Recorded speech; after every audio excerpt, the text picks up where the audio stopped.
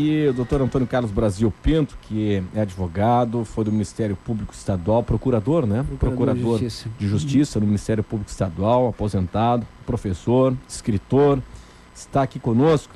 E lembrando aqui, em sua 5ª edição, a obra dele, Turismo e Meio Ambiente, um assunto que está na ordem do dia, né? Esteve à época, permanece, e nós estamos aí a tantas questões, né, doutor Antônio Carlos Brasil Pinto. Por exemplo, eu estava comentando com o nosso ouvinte agora há pouco, consumidor, diz aqui o Diário.com, que ficou sem água em casa, pode cobrar indenização da Casan. Pode? Boa tarde. Pode. Boa tarde. Boa tarde, meu caro Renato. Muito obrigado pelo convite.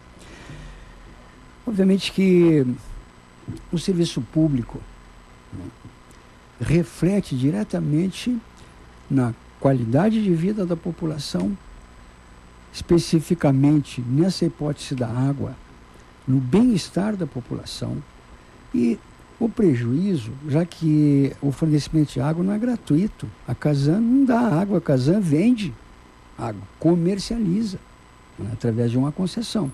E obviamente que todo e qualquer prejuízo relacionado com esse tema faculta ao prejudicado, faculta ao consumidor prejudicado a propositura de medida judicial para o restabelecimento, enfim, do seu prejuízo. Então isso é perfeitamente razoável, é juridicamente possível. Agora, doutor Brasil, a Casan não pode alegar aqui motivo de força maior, fugiu do controle dela? Ok, nós vamos agora retornar ao lugar comum. Em primeiro lugar, eu quero fazer uma referência à atração para visitação. Então, vai entrar na baila um conceito de patrimônio turístico, o que é perfeitamente compreensível, perfeitamente razoável, já que o apelo de 469 quilômetros de um litoral belíssimo atrai a visitação, seja a visitação própria do natural desses lugares, quanto do visitante. Pois bem, então é razoável prever que o movimento, num período de férias, num período de festas, vai extravasar em muito a população residente.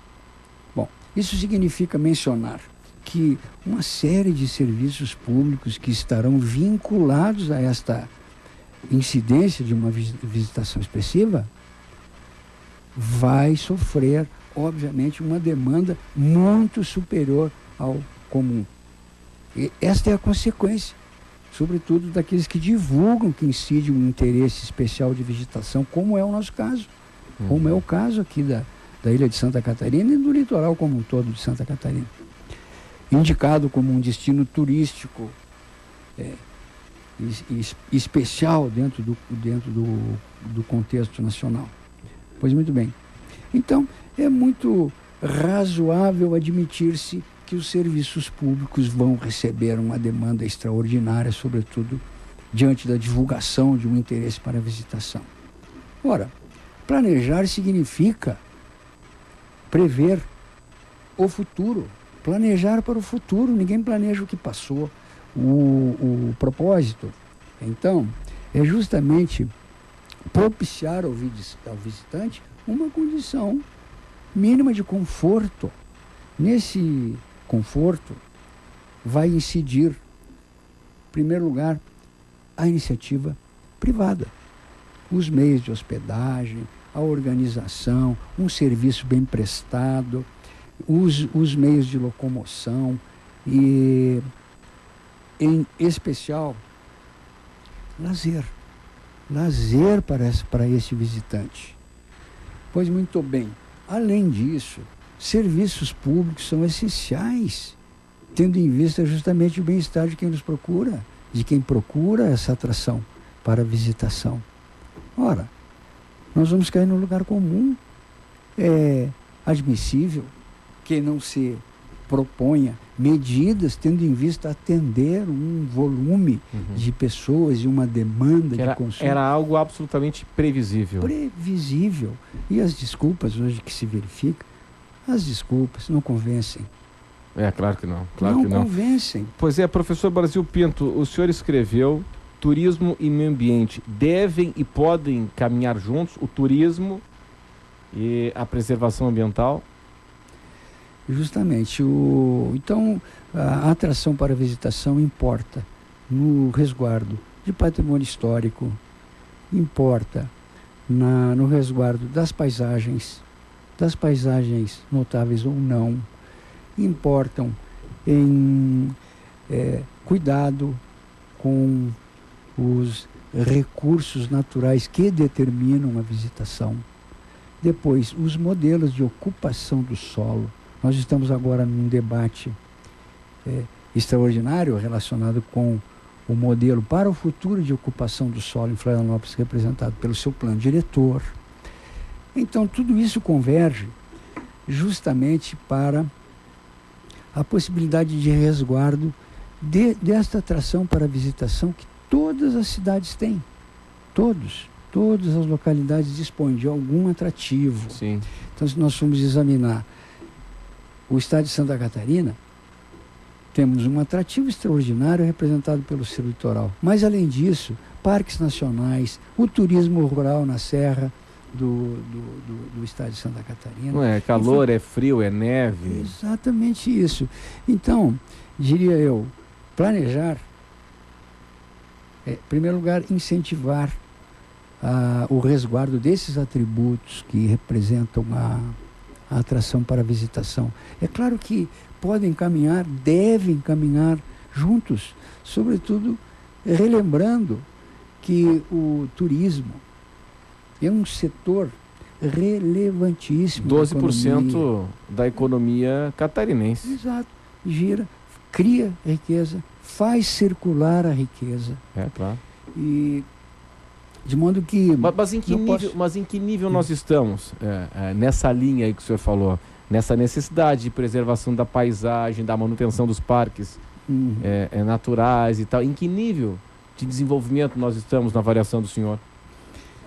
Eu presumo, né, que ainda carece o estado de Santa Catarina. Vamos examinar no contexto, no conjunto, né?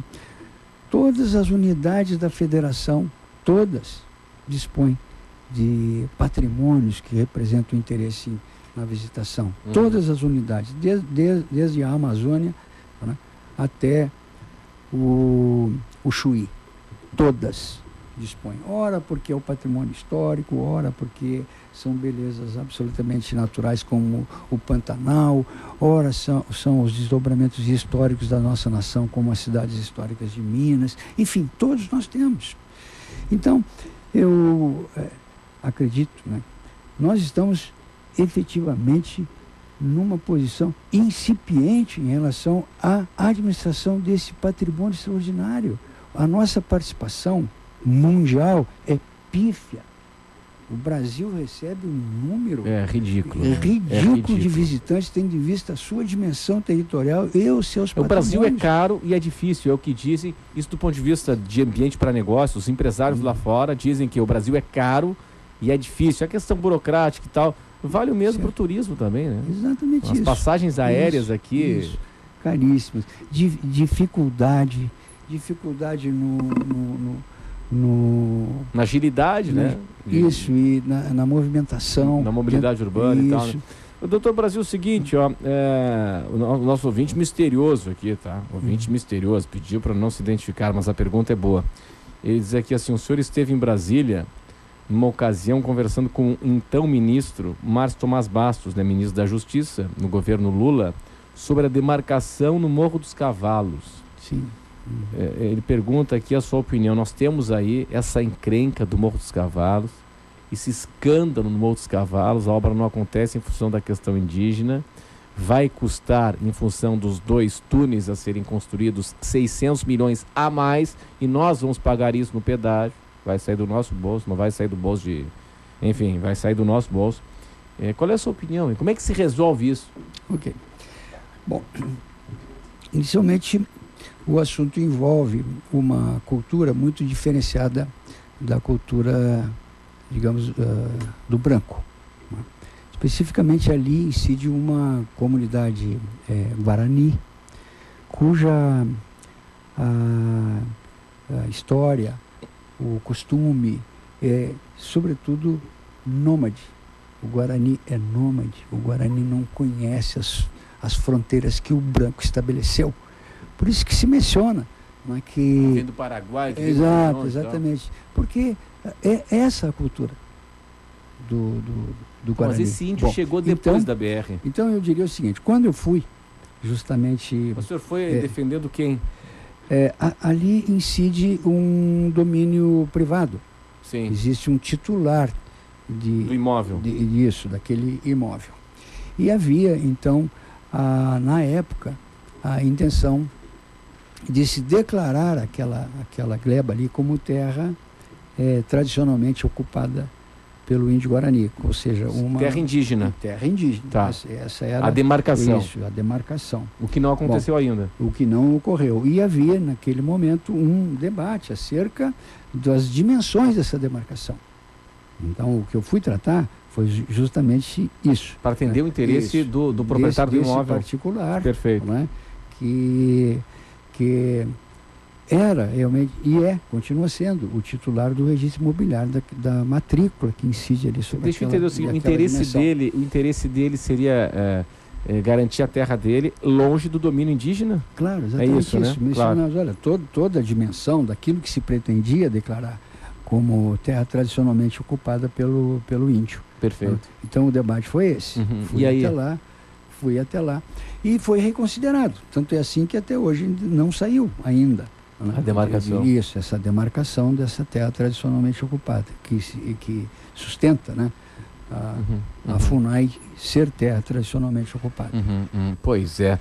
E a encrenca está aí, né? A encrenca está aí. Não temos nenhuma perspectiva, doutor Brasil, nenhuma perspectiva, né, de como é que vai ser resolvida essa questão indígena. Né? Porque eu penso também o seguinte, né, o reflexo relacionado com a ocupação indígena diz respeito à condição de vida daquela população. A duplicação da estrada não está ferindo, não vai traduzir... Eu acho que vai piorar, saindo dali, com os dois túneis, vai piorar porque eles têm os cestos ali, as artesanias que eles vendem. Bom, seguinte, se vai ter por 2 túneis a passagem, não vai passar mais por onde estão os índios hoje. E eles vão vender para quem, então? Não é? Eu não entendo esse negócio. O regime do índio, 2 sentidos no regime jurídico relacionado com o índio. O índio é tutelado pela União. Nesse contexto, um índio é o índio, diria, não utilizando o termo civilizado, mas o índio habituado, enfim... Ao contato humano e tal, a vida em sociedade urbana. Isso. E o outro, aquele que vive exclusivamente no seu modo, nos seus costumes. Cada vez mais raro, né? Cada vez raro, raríssimo. Lá né? no centro do país, ou algumas situações lá na Amazônia brasileira. Então, o índio tutelado pela FUNAI quer também significar que está esse, que eu não quero empregar o termo civilizado, sim, mas esse que está em contato com outros costumes, como os nossos, né? Esse está integrado, tutelado e integrado na manutenção dos seus costumes. Daí, justamente, a existência da FUNAI, o órgão justamente para tutelar e para zelar pelo bem-estar destas comunidades. Pois é. Doutor Brasil Pinto, muito obrigado aí pela presença do senhor aqui conosco, advogado, atua na área do direito ambiental, Antônio Carlos Brasil Pinto, obrigado pela atenção do senhor. Nós vamos para o repórter CBN.